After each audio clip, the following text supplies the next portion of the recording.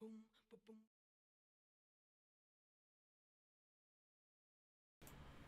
boom.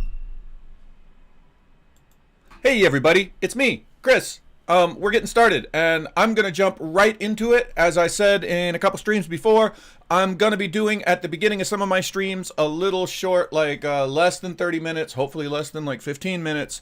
What are we doing, and what's new, and whatever update. So I'm gonna do that update when I'm done with that update, which will be relatively quick. We're going to play some multiplayer. So if you're in the multiplayer, let me know over in chat and we will make sure that you're in the multiplayer game and all that. I have noticed that when I talk, I use my hands a lot. It's really weird. I went back, I watched some of my videos and I'm like, what are you doing with your hands? Why can't you just put, you can't, I'm not good at, anyway, getting on to the game. So every now and then when you're developing a game, you have to do sort of a gut check of why can't I ship this right now, right? It's easy to get sort of tied up into a bunch of details and get your head all wrapped around, I got to do this and I got to do that. And you think like, oh, I need to do this today. But you have to look at the big list and say like, look, you can make a game forever if you put your mind to it. There's always something you can improve. You can always make this art better. You can always adjust this level. There's 1,000 things you can do. I could go take any game I've ever made and put a month's worth of work on top of it that looks to me to be obvious work that needs to be done that we never did. We shipped the game without having done it. Every game has this. There's an old saying that an artist never finishes a picture, he just abandons it. And it's true for games too. At some point, you just have to say, dude, this has to happen now. And you kick it in its butt and you send it out. So the question is, when you're making a game, why can't I do that today? As long as you have an answer to, I can't possibly ship this game right now because X and Y and Z, then you can't ship yet, right?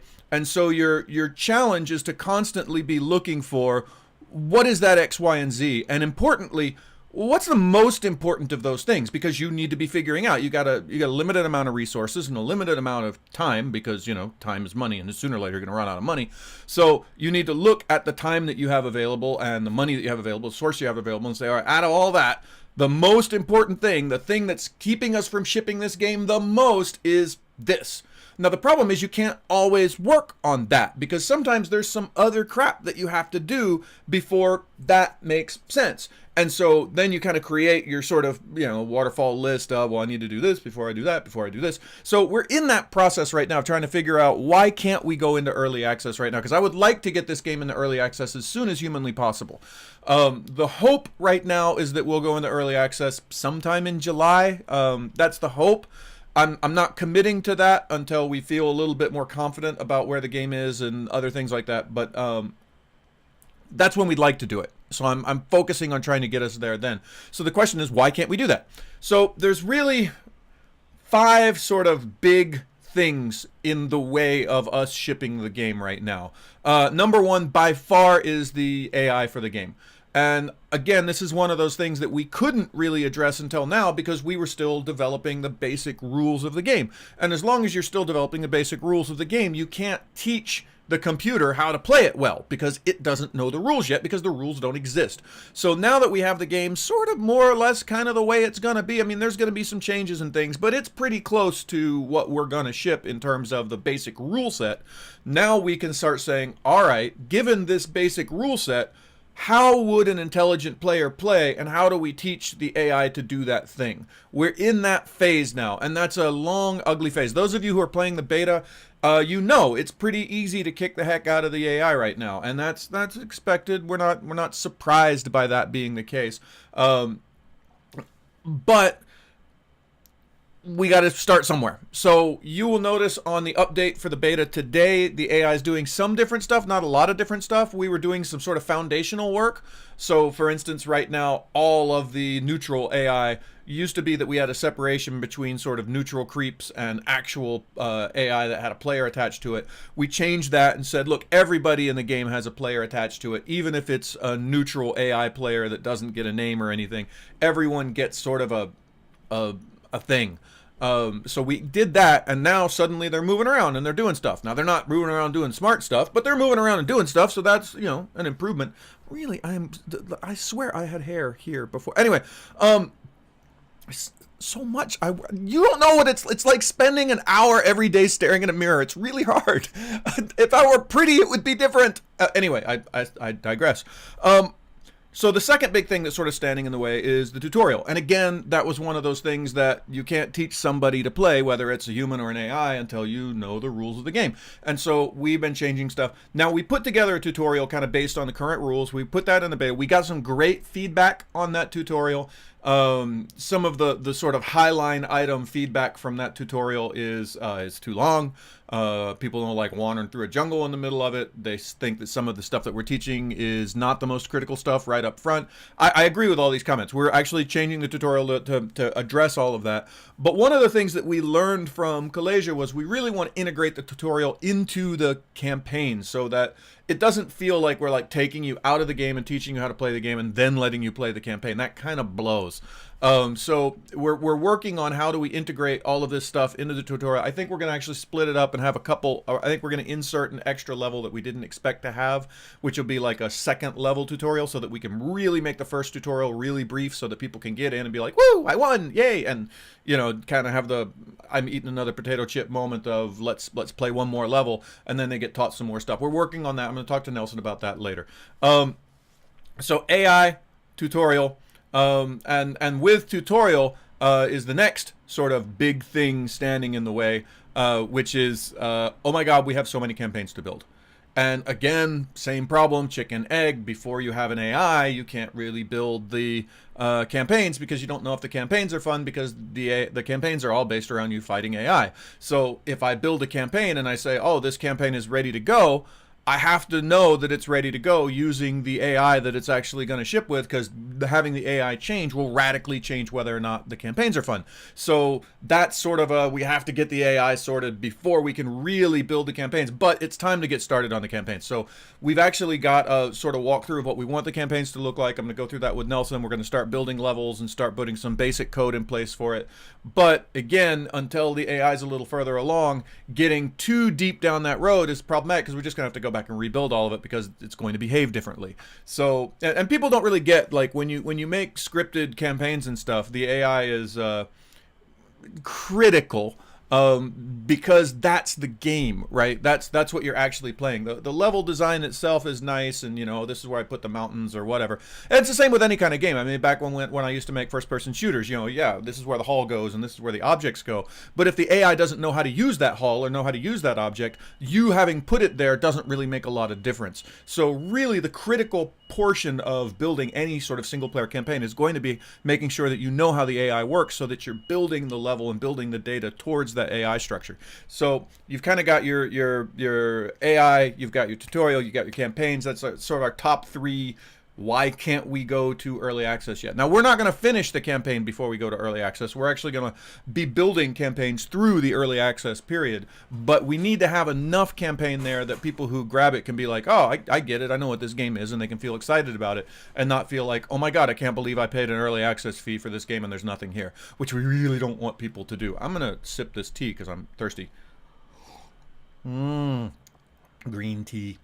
Anyway, so that's 1, 2, 3, AI tutorial campaigns. Number 4 reason we can't ship the game right now, in case you haven't noticed, if you're playing the beta, there's literally no sound at all. Not one single noise in the whole game. Now, obviously, you could play the game just fine without sound. And it's interesting.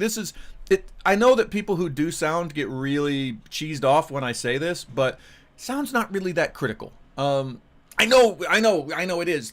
I know there's a whole, like, a bunch of sound developers all just had a cold thing on their back. But the thing is, honestly, a lot of people play games with their own music. That's just a fact. You know, and this is why we set music separately from sound, so that you can set your sound on and your music off or whatever. So we do this for a reason.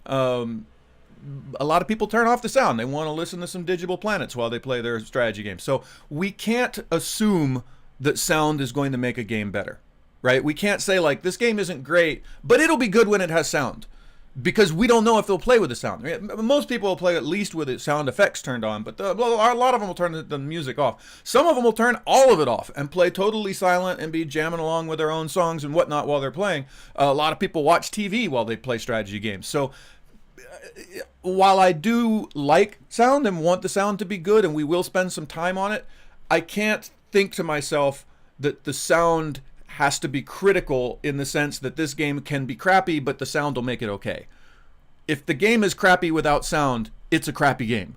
And so the game has to be good with all of the sounds turned off. It has to be understandable with all of the sounds and all of the music turned off. So that's why I was okay with putting it out in beta with no sound. I am not okay with putting it out in early access with no sound. I am in talks with some sound studios right now.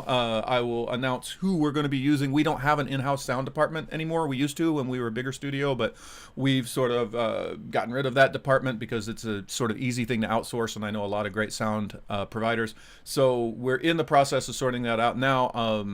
I've got a line in on some really great folks that we want to use, and so there'll be more information about that later. So sound is number 4 of the reasons why we cannot ship the game right now. Number 5 why we cannot ship the games right now is I gotta make a video. As we know, the one biggest piece of the marketing package is we have to figure out how to bring people to our early access game. And what our research has shown us, what we've kind of learned from Kalasia, etc., is you have to have 2 things. You have to have sort of the exciting cinematic trailer, and you have to have the gameplay trailer. And these are actually sort of separate things. Now, we've been looking at a bunch of great cinematic trailers for games that were built on about the same level of budget that we have.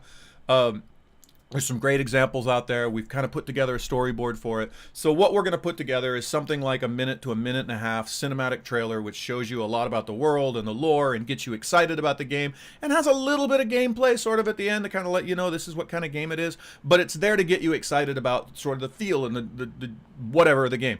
And what we've seen is that kind of cinematic tends to get people interested in the game. But once they're interested in the game, their next question is, well, what is this game? What exactly do I get to do? What features are there? Is it multiplayer? They got a lot of questions, right? And so what we want to do is when you come to our Steam site, there's the cinematic trailer, boom, right there. That's the one that plays when you get there, right? And then right after the cinematic trailer, there's a gameplay trailer. And the gameplay trailer is a very factual, here's the features of the game, here's some not screenshots, but little in-game clips, you know, here's what the game looks like when you play it. Oh, look, it's got multiplayer, and it's got an editor, and it's got blah, blah, blah. Here's all the stuff that you get when you get the game. So that somebody who's interested in the game might be wandering around on Facebook. We could buy some Facebook ads to show the exciting cinematic trailer, and they'll be like, wow, that looks really cool. Click, I'm at the Steam page. Wow, that does look really neat. Click, oh, it's got all the features that I want in the game. Oh, let's go buy the early access. That's sort of the process that we want to drive people through, because we know that's how they buy games. Most people who are going to find this game are going to find it through actually, most of them are going to find it through Steam. They're going to find it on new games on Steam. They're a strategy game player, and they look at new strategy games, and there it is, and they'll be like, ah, new strategy game, I want that. That looks cool. But we have to make sure that when they see, you know, and it's amazing, you could spend 2 years working on a game, and if your little thumbnail image in the new strategy game section of Steam is not an exciting, cool thumbnail image, you failed. There's a huge hunk of users that you could have had come play your game that literally will never even look at your video, much less look at your game. And so we have to really take that sort of marketing funnel very, very seriously. And the key piece of that marketing funnel is this cinematic video. So we've got a bunch of people who I've dedicated a full month of time for them to go do nothing but build this cinematic video. And there's a little part of me that dies when I do that, because I'm like, God, there's so much work in the game that needs to be done, and we're gonna waste all of this time making a video. But honestly, that's critical. It's as critical as anything else we're doing. It was interesting. We're actually in the process right now of hiring a couple design trainees in the company. Actually, not for this game, but for other games that we're working on. And in that process, I have a questionnaire that I ask people. And there's a bunch of questions in there about marketing. And I've had a couple people kick back, and they're like, I'm applying for a design position, not a marketing position, right? And I'm like, you don't know how games are made anymore, do you?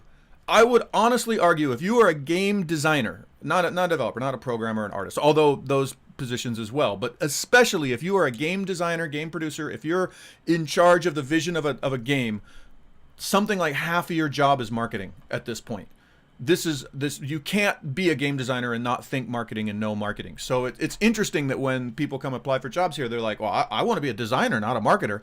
And I'm like, well, then you don't actually want to be a designer then, because that's a big part of what we do here. So that's reasons 1, 2, 3, 4, and 5. We have the AI, we have the tutorial, we have campaigns, we have sound, and we have this big ass video that we need to make.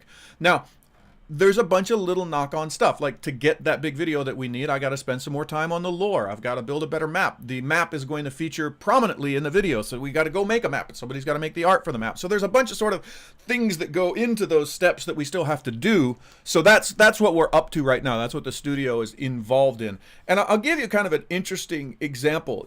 There's some days that go by, and you get to the end of the day, and I try to do this every day. I try to get to the end of the day, and I look at that list. I actually have that list. It's right here on my, I've got like a computer stand thing for my laptop, so it's got the laptop and the keyboard is up like that, and I use that as sort of a desk to put all the sort of things that I need to know and remember. And there's always a thing right there that has those 5 things listed, and at the end of the day I think, did we do anything that moved us on any of these things? And some days you get to the end of the day and you're like, we didn't do any of that. What did we waste the day on? And so, like, I'll give you a really great example. Yesterday, Adrian, who is the key programmer on the project, did not work on any of those things. He built us an editor so that we can easily build regiments and emblems and save them out into a comma-separated file so that we can build them for the AIs. That doesn't sound like it's a valuable task. You're like, well, that's not AI, that's not any of it. But for us to build the campaigns, we need to build regiments. For us to build the AI, we need to build AI regiments. And to do all of that, right now, a designer has to go through and manually create it all in an Excel file and try to remember, oh, unit 051, that's the Otterkin Hunters or whatever. It's a pain in the ass. And I thought, well, we've got a way to build regiments right there in the game. That's how the kids are building regiments when they play the game. Why can't we just have a version of that where I have a special button and I push export at the end and it exports that, and I can sit in that editor and I can, in the time it would take me to build 3 regiments in the current system, I could build 30. That's a useful tool. So sometimes you have to spend a day kind of building those tools that you need to achieve the goals that you need to get, but you get to the end of the day and you're like, oh shit, is that all we did today? Did we not do anything else? But that was a real task. It took Adrian a day to get all that working and tested. And, you know, as he gets through that, you run into issues. You say, oh, well, some of these units that are in the editor that the players can use aren't actually, you know, that doesn't include the units that you can put in your regiment can summon. So what if I want to put one of those units in one of the AI regiments as a basic unit? I can't do that because it doesn't allow me to do that because I can't choose that unit inside the player version of the editor. So we have to figure out how to sort that problem out, blah, blah, blah. And it's like that with everything. Every time you try to do a thing, you always run into, oh, I didn't think about this thing, and I need to do this for this thing, and then you go do this thing, and you're like, oh shit, I do this, I gotta do this thing, and then you go and suddenly you're like 5 tasks sort of Kevin Baconed away from what you were originally doing, and you end your day, and you're like, why was I doing that? Oh god, it was because of all this. It's frustrating, but also that's game development, and you move on. So there's that bit of what we're doing. I swear I'll be done with this in just a second. The last thing I wanted to talk about is I wanted to talk about the beta community and that sort of thing. Yesterday, I don't know if any of these people are watching now or whatever. I had a really nice day yesterday. I had a really nice thing happen to me yesterday. I had a person that apparently has been in Discord for a while and not been an active participant, but has been there. Just pipe in and say, I just want to let you know I'm really excited about Last Regiment and I'm really excited to play this game. That was it. That's just that. There was a guy named Piping Hot. I guess a guy. I'm not sure. It could be a gal. I don't know. But anyway, this person piped in and said, I'm really excited about your game. And I know that seems like nothing. I know that seems like, you know, God, Chris, that should happen all the time. No, it does not happen all the time. You have no idea how much I go to Discord, I go to other places, and people have always bringing their problems to me. Oh, why doesn't this work? And that's great. Please do all that. That's all good.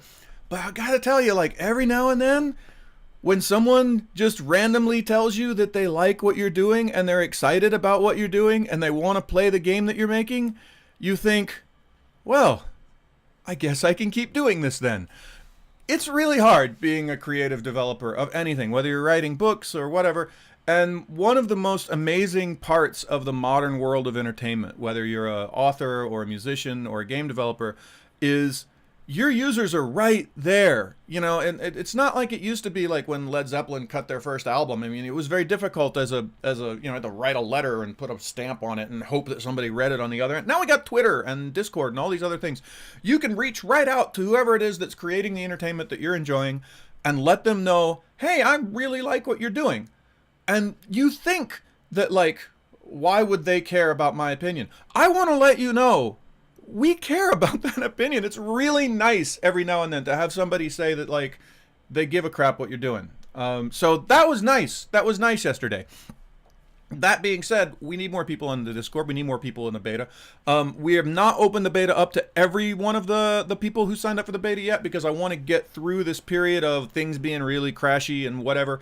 I kind of want to give it another one or two more Steam builds before we sort of open the floodgates to everybody to be in the beta, because I want to make sure that we're getting useful criticism and whatnot. So I think we're going to be doing another Steam build.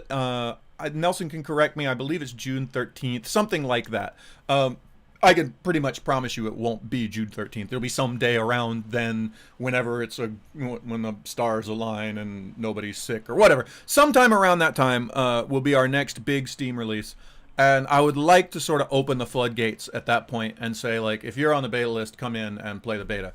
And get a bunch of people in, so we've got people in the multiplayer channel to play multiplayer with and that sort of thing. So if you know anyone who is interested, if you think there's anyone that might be interested in the beta, now would be a great time to sign up so that we can have them in when we open up those floodgates. The more people we have in the beta, the better game we're going to make.